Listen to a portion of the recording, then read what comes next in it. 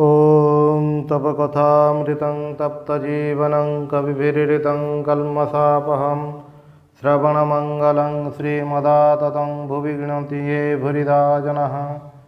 श्री श्री रामकृष्ण कथामृत प्रसंग पंचम खंड पृष्ठा 78। सर्वत्याग ही आदर्श। समस्तंकर मन रखा हेब जे सर्वत्याग होउछि जीवनर आदर्श। संसारी मध्य सेथिपाई प्रस्तुत होउछि जे संसार त्यागी से मध्य सेथिपाई प्रस्तुत होउछि। जे त्यागी से जदि से चेष्टार पूर्ण सफल न हुए तथापि से गोटे उच्च आदर्श को अनुसरण कर चली। एथिपाई त्यागीर जीवन एते सम्मानास्पद। स्वामीजी मध्य स्पष्ट भाव में कहिसंती जे साधु होइछि से गोटे उच्च आदर्श नहीं साधु होइछि। जीवन में गोटे नूतन पथ अन्वेषण कर चलवा गतानुगतिकता को परिहार कर चलवा किसी कम कथा नुहे। खूब दृढ़ संकल्प नहेले मनुष्य यह करिपारे नाही।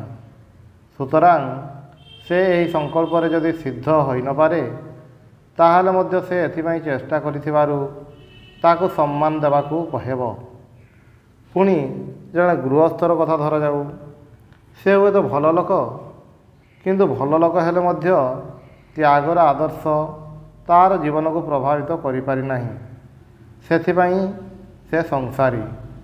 सुतरां ताको सम्मान करा हुए केवल भल लोक बोली, किंतु जड़े साधु ठारू ताकू उच्च स्थान दि जाए नाही।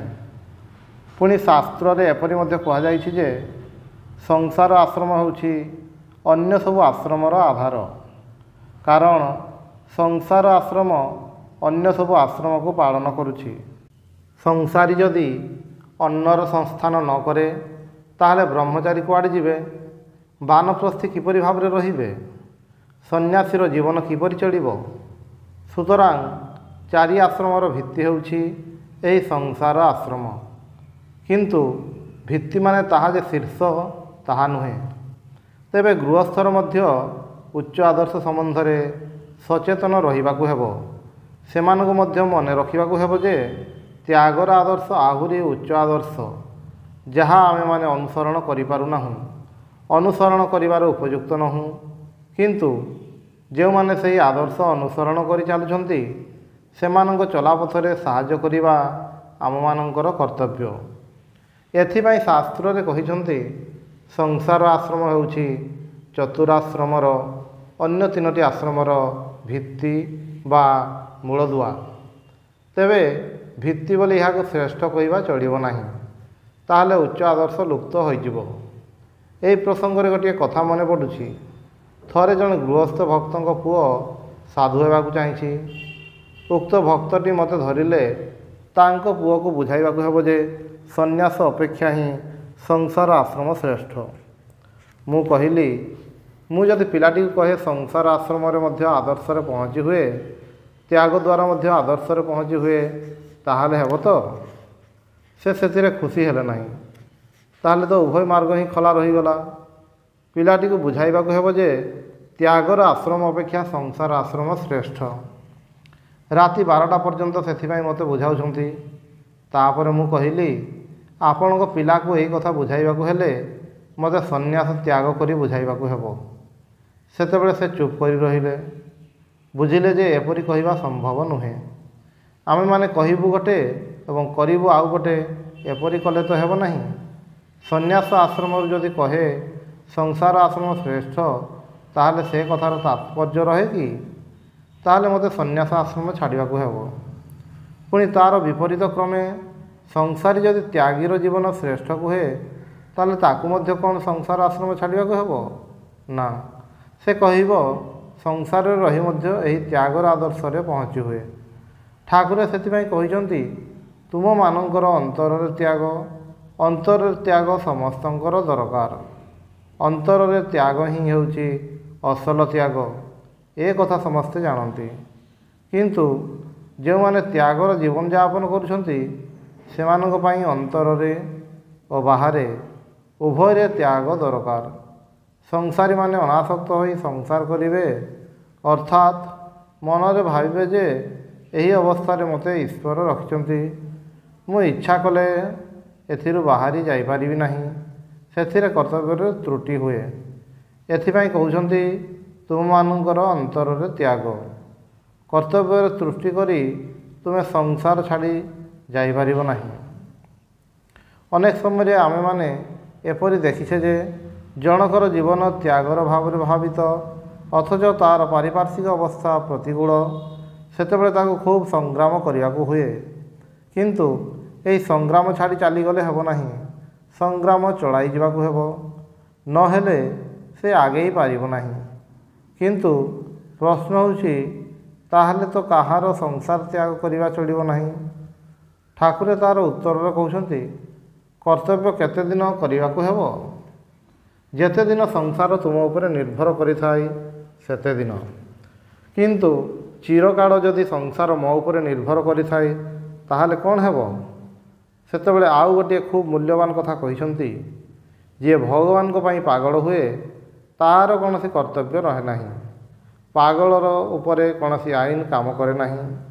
ଅତଏବ ଯିଏ ପାଗଳ ହୋଇଛି ତା ଉପରେ ଶାସ୍ତ୍ରର କୌଣସି ଆଇନ ଆଉ ଲାଗୁ ହେବ ନାହିଁ। ୟସ୍ତ୍ୱାତ୍ମ ଅତିରେବ ସ୍ୟାତ୍ ଆତ୍ମତୃପ୍ତଶ୍ଚ ମାନବଃ ଆତ୍ମନୈବ ଚ ସନ୍ତୁଷ୍ଟଃ ତସ୍ୟ କାର୍ଯ୍ୟଂ ନ ବିଦ୍ୟତେ। ଏତେ କର୍ତ୍ତବ୍ୟ କର୍ମର କଥା କହିବା ପରେ ଭଗବାନ କହିଲେ, ଯେ ଆତ୍ମରତି, ଆତ୍ମତୃପ୍ତ, ଆତ୍ମାରେ ସନ୍ତୁଷ୍ଟ, ତାହାର ଆଉ କୌଣସି କର୍ତ୍ତବ୍ୟ ନାହିଁ, ସେସବୁ କର୍ମର ବାହାରେ। ଠାକୁରେ ଏହି କଥା ହିଁ ଅନ୍ୟ ଭାବରେ କହିଛନ୍ତି, ଯିଏ ପାଗଳ ହୋଇଛି ସଂସାରରେ ତା ପାଇଁ ଆଉ କୌଣସି କର୍ତ୍ତବ୍ୟ ନାହିଁ। ଗୋପୀମାନେ ଯେତେବେଳେ ଭଗବାନଙ୍କ ବଂଶୀଧ୍ୱନି ଶୁଣି ଘରଦ୍ୱାର ଛାଡ଼ି ଚାଲି ଆସିଲେ, ଭଗବାନ ସେମାନଙ୍କୁ ବୁଝାଉଛନ୍ତି, ତୁମମାନଙ୍କର ସଂସାର ଛାଡ଼ି ଚାଲି ଆସିବା ଭଲ ହୋଇନାହିଁ। ସେଠାରେ ତୁମମାନଙ୍କର କର୍ତ୍ତବ୍ୟ ଥିଲା ସ୍ୱାମୀ ପୁତ୍ରାଦିଙ୍କ ପରିଚର୍ଯା କରିବା, ଗୁରୁଜନଙ୍କ ସେବା କରିବା।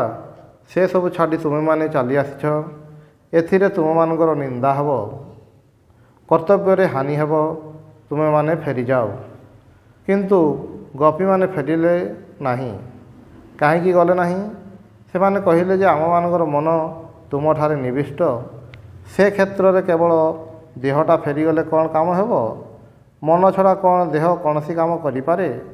ଏହା ହେଉଛି ପାଗଳ ହେବା। ପାଗଳ ଦ୍ୱାରା କୌଣସି କାମ ହେବ ନାହିଁ। ଯିଏ ଭଗବାନଙ୍କ ପାଇଁ ପାଗଳ ହୋଇଛି ସଂସାରରେ ତା'ର କୌଣସି କର୍ତ୍ତବ୍ୟ ନାହିଁ।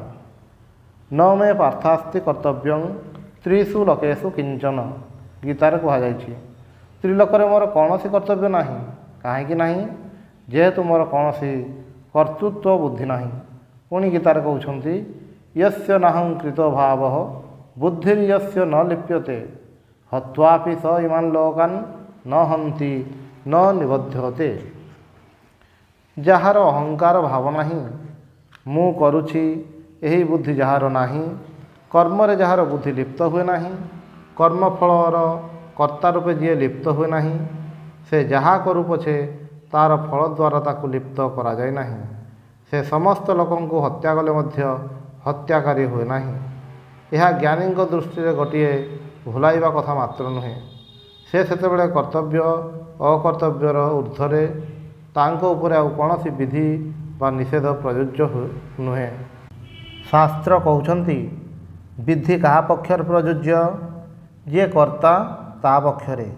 ମୁଁ କରେ, ମୁଁ କରିପାରେ, ଏହି ବୋଧ ଯେ ପର୍ଯ୍ୟନ୍ତ ରହିଛି, ଶାସ୍ତ୍ର କହିବେ ତୁମେ କର, ନୀତି କହିବ, ଆଇନ କହିବ ତୁମେ କର।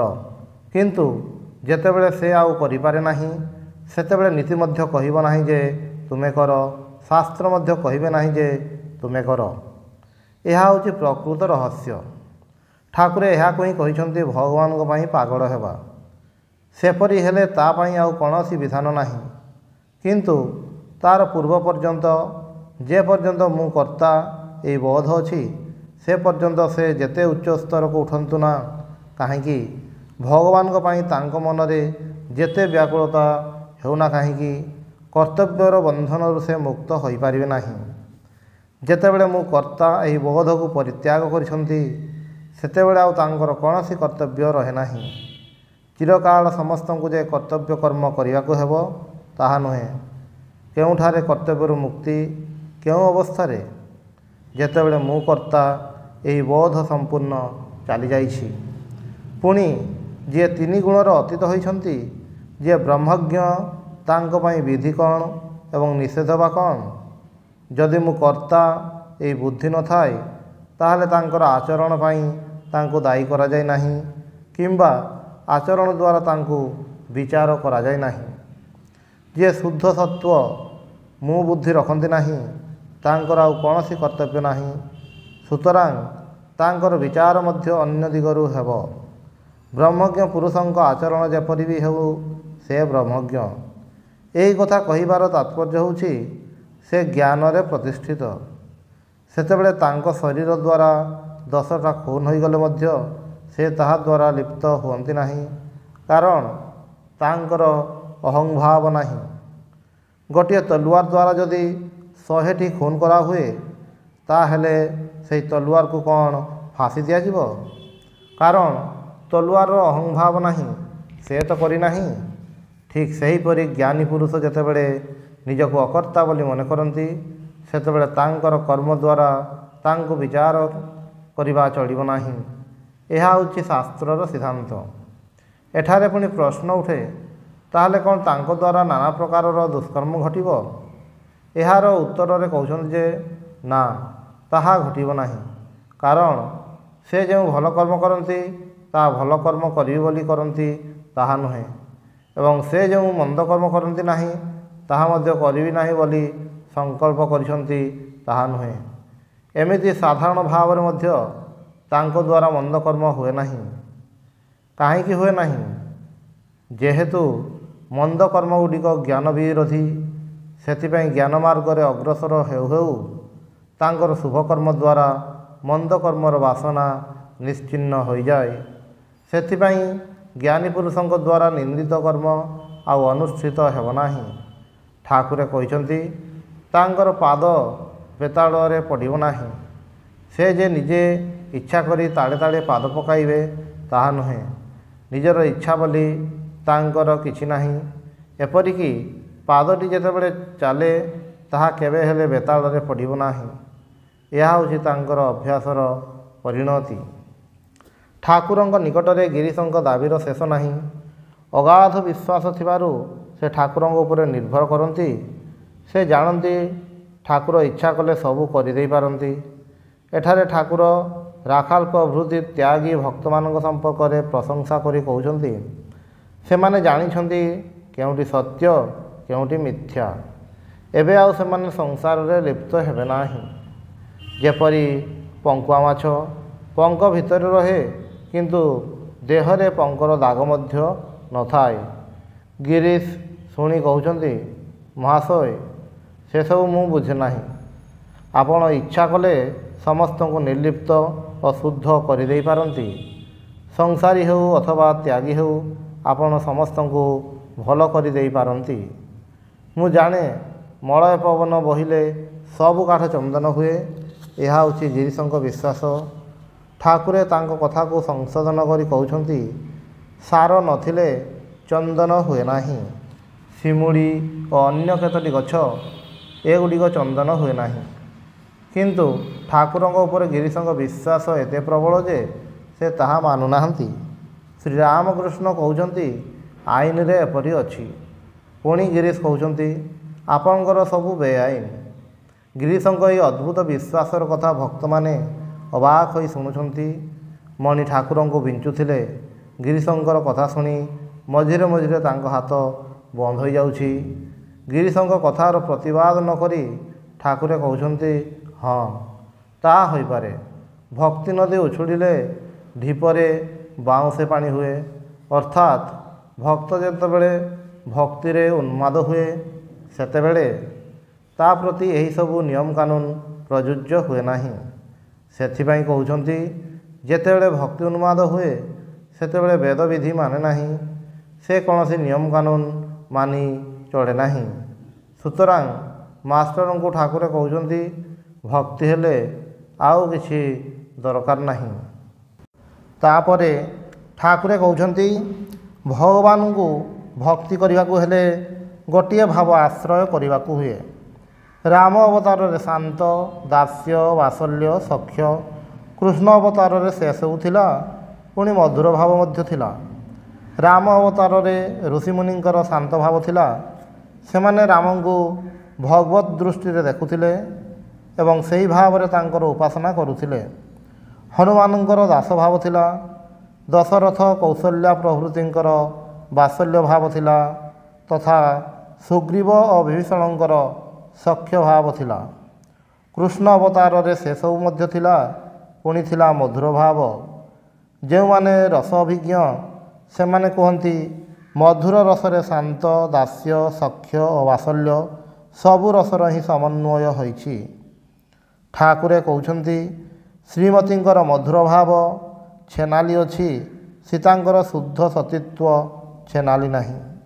ଶ୍ରୀମତୀ ଓ ସୀତାଙ୍କ ଭାବ ମଧ୍ୟରେ ଯେଉଁ ପାର୍ଥକ୍ୟ କରିଛନ୍ତି ଏହା ଭିତରେ ଶ୍ରେଷ୍ଠ ବା ନିକୃଷ୍ଟର କୌଣସି ପ୍ରଶ୍ନ ନାହିଁ।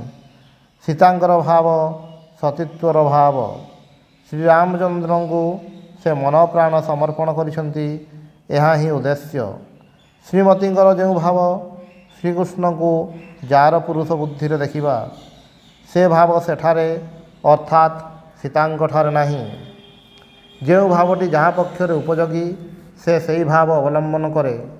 ଏହା ମଧ୍ୟରେ କେଉଁଟି ଶ୍ରେଷ୍ଠ କେଉଁଟି ନିକୃଷ୍ଟ ଏପରି ସ୍ତର ବିଭାଗ କରାଯାଇ ନାହିଁ। ଯାହାର ଭାବ ଯାହା ତା ପକ୍ଷରେ ତାହା ଉତ୍ତମ। ନିରପେକ୍ଷ ଭାବରେ ବିଚାର କଲେ ଦେଖାଯିବ ଯେଉଁ ଭାବ ହେଉନା କାହିଁକି ତାଠାରୁ ଶ୍ରେଷ୍ଠ ଅନ୍ୟ ଭାବ ଅଛି। ଯେପରି ଭଗବାନଙ୍କୁ ଯେତେବେଳେ କେହି ନିଜର ଆତ୍ମା ରୂପେ ଦେଖେ ତା ଭିତରେ ଶାନ୍ତ, ଦାସ୍ୟ, ସଖ୍ୟ, ବାତ୍ସଲ୍ୟ ଓ ମଧୁର କୌଣସିଟି ଅନ୍ତର୍ଭୁକ୍ତ ନୁହେଁ। ଭକ୍ତ ଏବଂ ଭଗବାନ ସେଠାରେ ଏକ ହୋଇଯାନ୍ତି। ଫଳରେ ଅନ୍ୟ ଦିଗରୁ ଦେଖିଲେ ସେହି ଭାବର ଶ୍ରେଷ୍ଠତ୍ୱ ଅଛି, କିନ୍ତୁ ସମସ୍ତେ ତ ସେହି ଭାବର ଅଧିକାରୀ ନୁହନ୍ତି। ସୁତରାଂ କୌଣସି ଗୋଟିଏ ଭାବ ଈଶ୍ୱରଙ୍କ ଉପରେ ଆରୋପ କରି ତାଙ୍କୁ ଭାବନା କରିବା ଏହା ହେଉଛି ଭକ୍ତମାନଙ୍କ ପକ୍ଷରେ ପ୍ରଶସ୍ତ ପଥ। ପ୍ରସଙ୍ଗକ୍ରମେ ଠାକୁରେ ସେହି ପାଗଳୀର କଥା ଉଠାଇ କହିଲେ ସେ ତାଙ୍କ ଉପରେ ମଧୁର ଭାବ ଆରୋପ କରୁଥିଲା, କିନ୍ତୁ ଠାକୁରେ ତାକୁ କହିଥିଲେ ମୋର ସମସ୍ତ ସ୍ତ୍ରୀଙ୍କଠାରେ ମାତୃବୁଦ୍ଧି। ପାଗଳୀ ତ ବୁଝିପାରୁନଥିଲା, ଏଥିପାଇଁ ତାକୁ ଅନେକ ଲାଞ୍ଛନା ସହିବାକୁ ପଡ଼ୁଥିଲା। କିନ୍ତୁ ଭକ୍ତମାନେ ଯେଉଁମାନେ ତା'ର ଭାବ ବୁଝୁଥିଲେ ସେମାନେ ତାକୁ ଶ୍ରଦ୍ଧା କରୁଥିଲେ। ଯଦିଓ ଠାକୁରଙ୍କୁ ବିରକ୍ତ କରୁଥିଲା ବୋଲି କେହି କେହି ତାକୁ ପ୍ରଶ୍ରୟ ଦେଉନଥିଲେ। ସେଥିପାଇଁ ଗିରିଶ କହୁଛନ୍ତି ଯେ ସେ ପାଗଳୀ ଧନ୍ୟ। ପାଗଳୀ ହେଉ କିମ୍ବା ଭକ୍ତମାନଙ୍କ ନିକଟରୁ ମାଡ଼ ଖାଉ ପଛକେ ଆପଣଙ୍କ ଅଷ୍ଟପ୍ରହର ଚିନ୍ତା ତ କରୁଛି।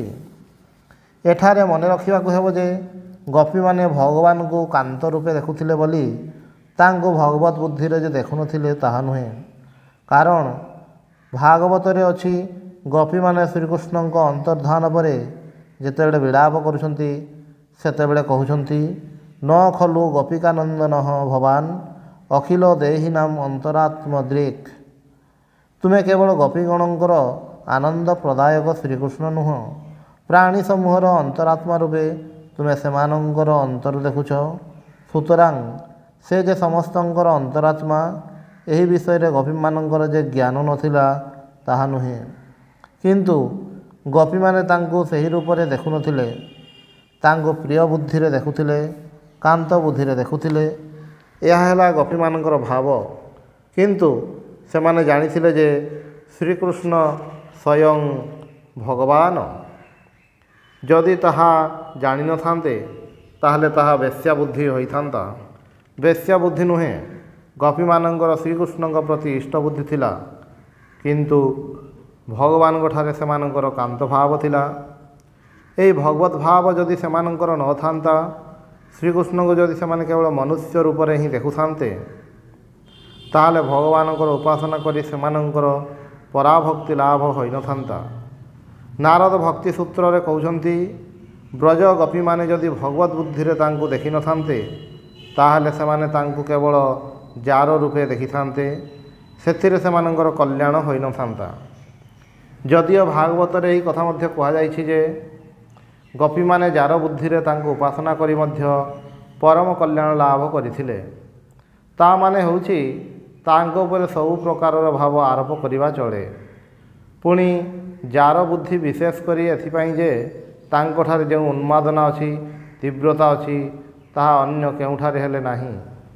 ଏଥିପାଇଁ ଏଠାରେ ଯାର ବୁଦ୍ଧି ଗୋପୀମାନଙ୍କର ନିକଟରେ ଆତ୍ମଲାଭର ଉପାୟ ଏବଂ ଗୋପୀମାନଙ୍କର ଏହି ଭାବ ହିଁ ସମସ୍ତ ଭାଗବତରେ ପ୍ରାଧାନ୍ୟ ଲାଭ କରିଛି। ତେବେ ମନେ ରଖିବାକୁ ହେବ ଯେ ଯାହା ପକ୍ଷରେ ଯେଉଁଠି ଉପଯୋଗୀ ତାର ସେହି ଭାବ ହିଁ ଅବଲମ୍ବନୀୟ। ଅନ୍ୟ ପକ୍ଷରେ ଯାହା ଉପଯୋଗୀ ଅନୁକରଣ କରି ତାହା କରିବାକୁ ଗଲେ ସେଥିରେ କଲ୍ୟାଣ ହୁଏ ନାହିଁ। ଯାହାର ଯେଉଁ ଭାବ ଅଛି ସେଇଠି ତା ପାଖରେ ପରମ କଲ୍ୟାଣ ଲାଭର ଉପାୟ। ହନୁମାନଙ୍କର ଦାସ୍ୟ ଭାବ, ସଖ୍ୟ ଭାବ, ବାତ୍ସଲ୍ୟ ବା ମଧୁର ଭାବ ଠାରୁ ନିକୃଷ୍ଟ ଏ କଥା କୁହାଯାଏ ନାହିଁ। ହନୁମାନଙ୍କର ଯେଉଁ ଭାବ ଭଗବାନଙ୍କ ପାଇଁ ସମସ୍ତ ଦେହ ମନ ଅର୍ପଣ କରିବା, ସେହି ଭାବର ତୁଳନା କ'ଣ ଅନ୍ୟତ୍ର ଅଛି? ସୁତରାଂ କୌଣସି ଭାବକୁ ଆମେ ଛୋଟ ବୋଲି ମନେ କରି ପାରିବା ନାହିଁ। ଭକ୍ତିଶାସ୍ତ୍ରରେ ଦାସ୍ୟ ଭାବର ଆଦର୍ଶ ଦେଖାଇବା ପାଇଁ ହିଁ ହନୁମାନଙ୍କର ଉତ୍ପତ୍ତି। ଆଦର୍ଶ ଦାସ କିପରି ହେବାକୁ ହୁଏ ହନୁମାନ ନିଜର ଜୀବନରେ ତାହା ଦେଖାଇଛନ୍ତି। ଏହିପରି ଗୋଟିଏ ଗୋଟିଏ ଭାବର ଆଦର୍ଶ ଶାସ୍ତ୍ରରେ ଦର୍ଶାଯାଇଛି। ଯାହା ପକ୍ଷରେ ଯେଉଁଠି ଅବଲମ୍ବନୀୟ ସେ ସେଇଟି ଅବଲମ୍ବନ କରି ସେହି ଚରମ ଆଦର୍ଶକୁ ପାଇବା ପାଇଁ ଚେଷ୍ଟା କରିବେ। ଏହି କଥା ଏଠାରେ ମନେ ରଖିବା ଆବଶ୍ୟକ।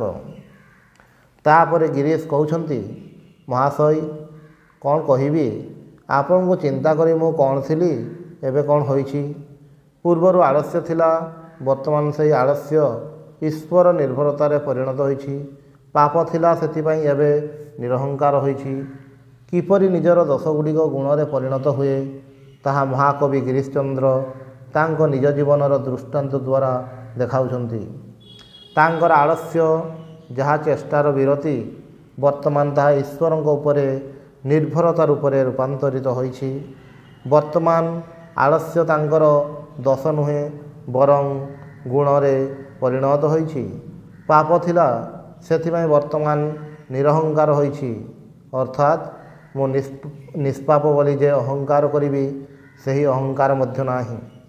ଫଳରେ ଆଳସ୍ୟ ତାଙ୍କ ନିକଟରେ କଲ୍ୟାଣକାରୀ, କାରଣ ତାହା ନିର୍ଭରତାରେ ପରିଣତ ହୋଇଛି। ପୁଣି ପାପ ମଧ୍ୟ ତାଙ୍କ ନିକଟରେ କଲ୍ୟାଣକାରୀ, କାରଣ ତାହା ତାଙ୍କର ଅହଙ୍କାର ଦୂର କରିଛି। ଓಂ ନିରଞ୍ଜନଂ ନିତ୍ୟମନନ୍ତ ରୂପଂ ଭକ୍ତାନୁକମ୍ପାଧୃତ ବିଗ୍ରହଂ ବୈ ଈଶାବତାରଂ ପରମେଶମିଢ୍ୟଂ तं ରାମକୃଷ୍ଣଂ ଶିରସା ନମାମି।